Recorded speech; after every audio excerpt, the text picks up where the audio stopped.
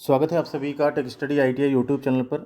ITI का अभी result भी आ चुका है एंड आप सभी लोग अभी अप्रेंटिसशिप के लिए ट्राई करेंगे। उससे पहले होता है कि जो भी चीज़ हम करने जाएं उसके बारे में हमें सब कुछ पता होना चाहिए।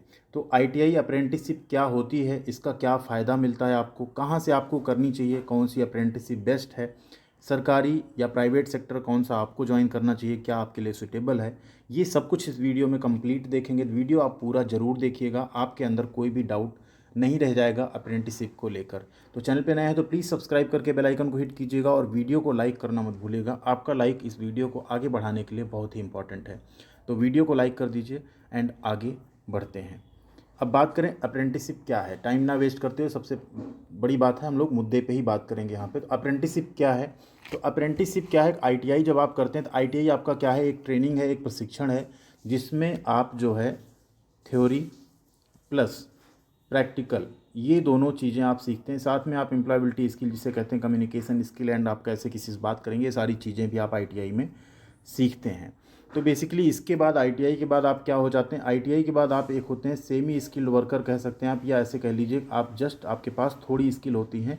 वो भी जो स्किल रहती क्या रहती, थ्योरेटिकल रहती है एंड प्रैक्टिकल में आप कोई जॉब बनाते हैं, छोटे छोटे पार्ट्स बनाते हैं, उन पर अलग अलग जो आपके ऑपरेशन होते हैं, मशीनिंग ऑपरेशन हो गए, या आप इलेक्ट्रीशियन इलेक्ट्रॉनिक्स हैं तो उनकी टेस्टिंग हो गई, ऐसे छोटे छोटे आप चीज़ें करके सीखते हैं। ठीक है, लेकिन इंडस्ट्रीज़ में क्या है, उन छोटी चीज़ों जैसे वेल्डिंग में आप बट जॉइंट बना रहे हैं तो ये बट जॉइंट इंडस्ट्री में हमें नहीं बनाना एक्चुअल में कुछ प्लेट को काट के, वहाँ हमें यही काम किस मशीन के पार्ट्स पे करने हैं, बाइक गाड़ियों की चेचिस पे काम करना है।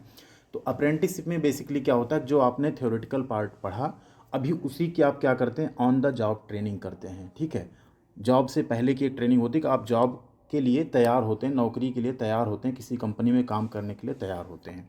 तो वही है आपका अप्रेंटिसशिप। ठीक है, एंड गवर्नमेंट भी इस पे 1961 में अप्रेंटिसशिप एक्ट आया था, उसके बाद से इसमें बहुत सारे बदलाव, बहुत सारे सुधार किए गए।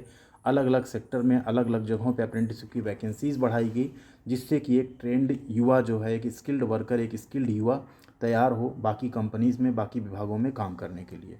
तो अप्रेंटिसशिप को अगर हिंदी में समझें या ऐसे शब्दों में समझें तो क्या है, अप्रेंटिसशिप एक प्रकार का ट्रेनिंग कार्यकाल होता है जिसमें अभ्यर्थी को औद्योगिक कार्य यानी इंडस्ट्रियल वर्क के लिए ट्रेन किया जाता है। इस कार्यकाल के दौरान व्यक्ति एक सामान्य वर्कर की तरह काम करता है और साथ में उनकी ट्रेनिंग होती है और साथ में उनको कुछ मानदेय या स्टाइपेंड दिया जाता है। तो ये तो हो गया अप्रेंटिसशिप।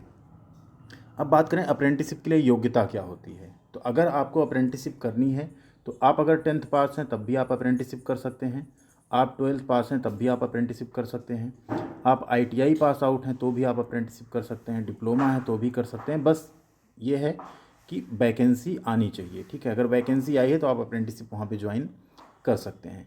10th पास हैं जनरली अप्रेंटिसशिप जो होती है 2 साल या 1.5 साल की होती है। आईटीआई पास आउट की अप्रेंटिसशिप 1 साल की होती है। डिप्लोमा एंड बीटेक की भी अप्रेंटिसशिप 1-1 साल की होती है। तो अब बात करें यहाँ पे योग्यता, तो योग्यता आप समझिए, अगर आप आईटीआई पास आउट हैं, 10th हैं, 12th हैं तो आप अप्रेंटिसशिप कर सकते हैं। इसके साथ साथ कुछ योग्यताएं और रखी गई। मिनिमम आपकी एज 16 साल होनी चाहिए, वैसे तो 14 में भी कई कई जगहों पे, बट मिनिमम 16, या आप यूँ बात करें तो मैक्सिमम जो है 24, कुछ जगहों पे 28, इस तरह से योग्यता रखी जाती है। एज़ पर योर कैटेगरी आपको इसमें छूट भी मिलती है। दूसरी अब बात करें अप्रेंटिसशिप के प्रकार, अप्रेंटिसशिप होती कितने तरह की है। तो जैसा अभी हमने बताया अप्रेंटिसशिप होती टोटल 3 तरह की। एक है ग्रेजुएट अप्रेंटिस, दूसरी ट्रेड अप्रेंटिस एंड तीसरी तकनीकी या टेक्नीशियन अप्रेंटिस। ग्रेजुएट अप्रेंटिस है जो ग्रेजुएशन करने के बाद कोई कैंडिडेट कर सकता है। ट्रेड अप्रेंटिस है जो आईटीआई पास आउट कैंडिडेट्स करते हैं। टेक्नीशियन अप्रेंटिसशिप है जो डिप्लोमा पास आउट कैंडिडेट्स करते हैं। तो यहाँ आगे हम जो डिटेल में बात करेंगे वो बात करेंगे आईटीआई अप्रेंटिसशिप की। ठीक है, किसकी, ट्रेड अप्रेंटिसशिप या आईटीआई अप्रेंटिसशिप की। अब यहाँ बात करें अप्रेंटिसशिप के दौरान आपको स्टाइपेंड कितना मिलेगा। जैसे आप कोई भी काम जब करने जाएंगे सबसे पहला आपका सवाल यही होता है कि सर हमको क्या वहाँ कुछ मिलेगा भी, क्या क्या फैसिलिटीज़ मिलेंगी। तो देखिए department wise stipend and facilities अलग अलग होती हैं। कुछ डिपार्टमेंट ऐसे हैं जो आपको अप्रेंटिसशिप के दौरान स्टाइपेंड ज़्यादा देते हैं, कुछ में आपका स्टाइपेंड कम है। जो एक्ट है उसके अकॉर्डिंग फिक्स है स्टाइपेंड, बट स्टेट वाइज ये डिफ़र करता है। तो जनरली जो अप्रेंटिसशिप के दौरान आपको स्टाइपेंड मिलता है 7,000 से लेके 10,000 तक ट्रेड अप्रेंटिसशिप को स्टाइपेंड देखने को मिल जाता है।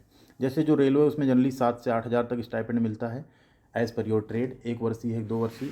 कुछ और डिपार्टमेंट्स हैं, आईओसीएल हो गया, कुछ और हो गया, उसमें आपको अप्रेंटिसशिप जो है थोड़ी ज़्यादा देखने को मिलती है। कई बार प्राइवेट सेक्टर में भी आपको स्टाइपेंड जो है वो ज़्यादा देखने को मिल जाता है। स्टाइपेंड बेसिकली आपका एक सैलरी होता है, एक मुश्त एक रकम होती है। इसमें कोई आपका महंगाई भत्ता या कुछ एचआरए ये सब नहीं रहता है। बस आपको एक मुश्त एक रकम दी जाती है जो कि डायरेक्ट आपके खाते में ट्रांसफ़र की जाती है। इस पे भी गवर्नमेंट का कुछ अभी सुधार आया था, जिसके बारे में हमने वीडियो बना दिया था कि गवर्नमेंट अब आपको जो स्टाइपेंड मिलता है उसका 25% सरकार पे करती है आपके एम्प्लॉयर को, बाकी का पोर्शन जो है एम्प्लॉयर आपको पे करता है। तो अप्रेंटिसशिप के दौरान आपको स्टाइपेंड 7 से 10 हज़ार तक देखने को मिल सकता है। अगली है अप्रेंटिसशिप के बाद सर्टिफिकेट। सबसे इंपॉर्टेंट हो जाता है जब आप कोई काम करते हैं, कोई कोर्स करते हैं, तो काम और कोर्स के साथ साथ वैल्यू होती मेन उसके सर्टिफिकेट की, जो कि इस चीज़ को प्रूव करता है कि यस आपने उसको सक्सेसफुली किया है। तो अप्रेंटिसशिप के बाद जो आपको सर्टिफिकेट मिलता है उसको हम लोग बोलते हैं नेशनल अप्रेंटिसशिप सर्टिफिकेट।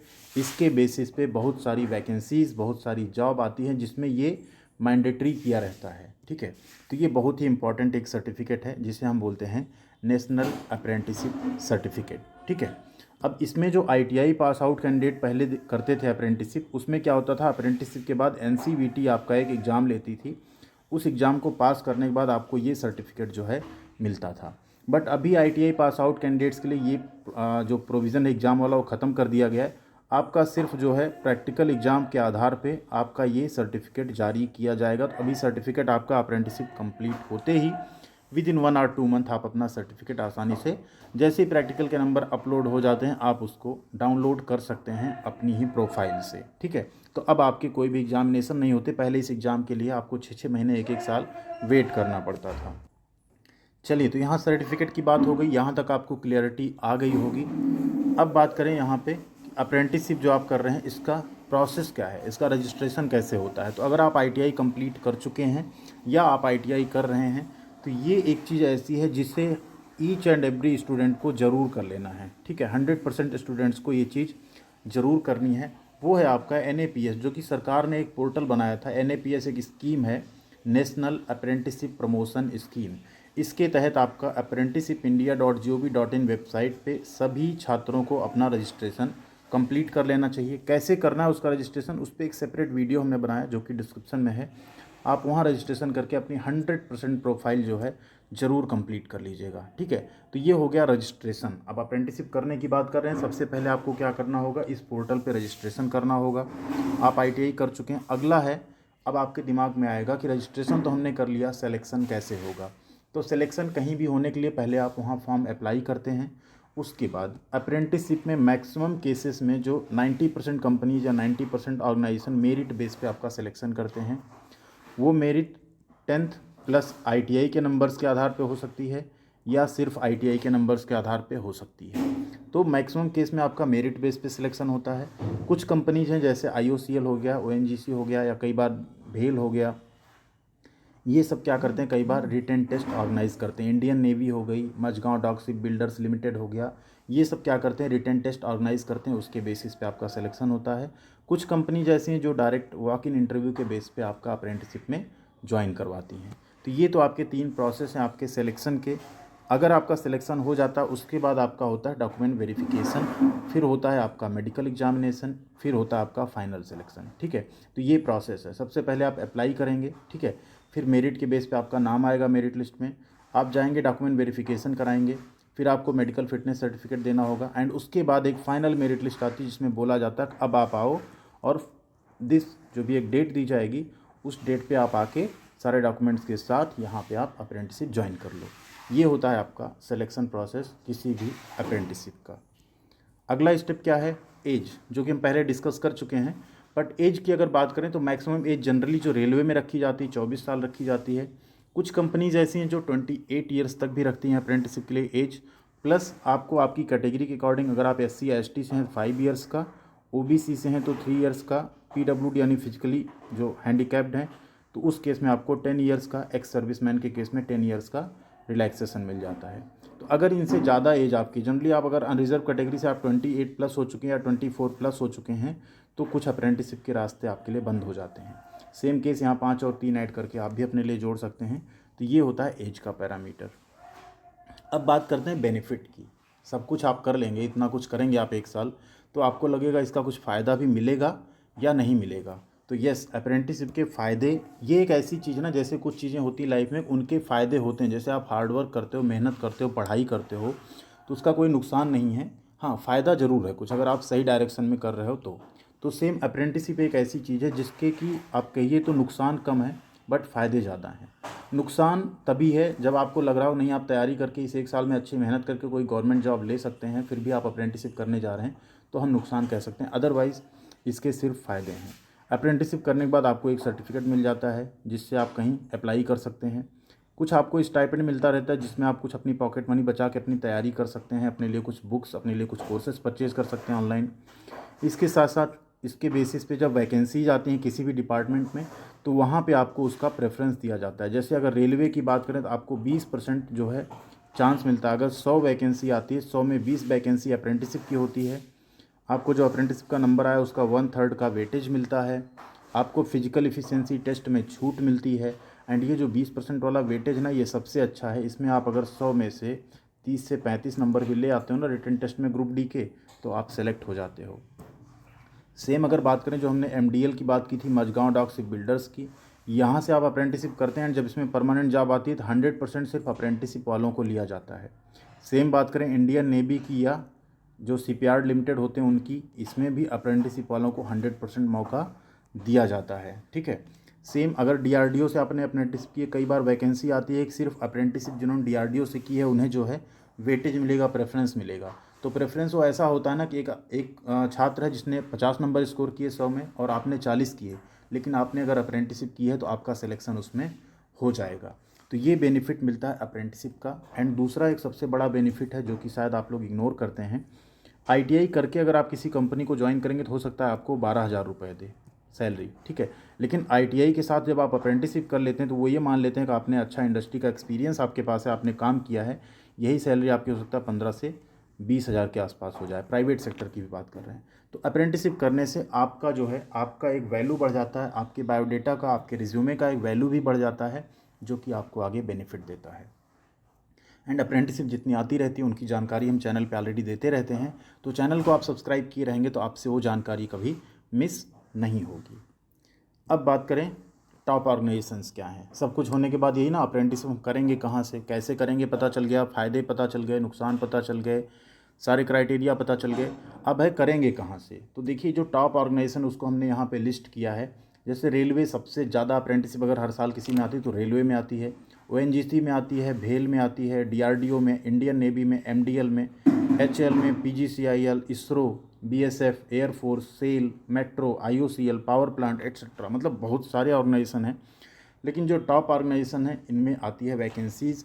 एंड आपको अच्छा खासा रेलवे में आपको सबसे ज़्यादा अच्छे बेनिफिट्स देखने को मिलते हैं। तो हम तो यही कहेंगे, अगर आपकी मेरिट अच्छी है, आप एज क्राइटेरिया को फुलफ़िल कर रहे हैं, तो आप ट्राई करिए कि आप रेलवे के किसी भी जोन से अप्रेंटिसशिप करिए। आप अप्रेंटिसशिप कहीं से किए रहें, ऑल इंडिया में आपको जब रेलवे में वैकेंसी आएगी तो आपको उसका फ़ायदा मिलेगा।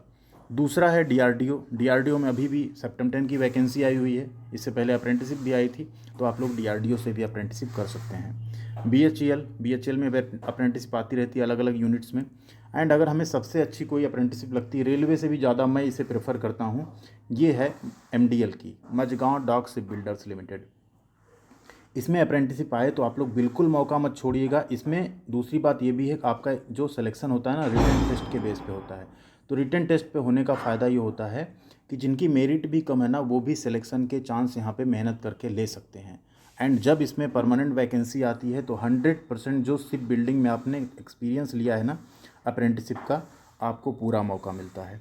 दूसरा, यहाँ से अप्रेंटिसशिप करने के बाद क्या होता है, CSL एक है, कोचिंग शिपयार्ड लिमिटेड, ठीक है, या इंडियन नेवी का एक है डॉकयार्ड लिमिटेड, या GRSE। इसमें अगर परमानेंट वैकेंसी आती है तो भी आपके पास क्या है, शिप बिल्डिंग की अप्रेंटिसशिप है, तो आपको यहाँ पे मौका मिल जाता है। तो ये एक बहुत अच्छा चांस यहाँ पे है।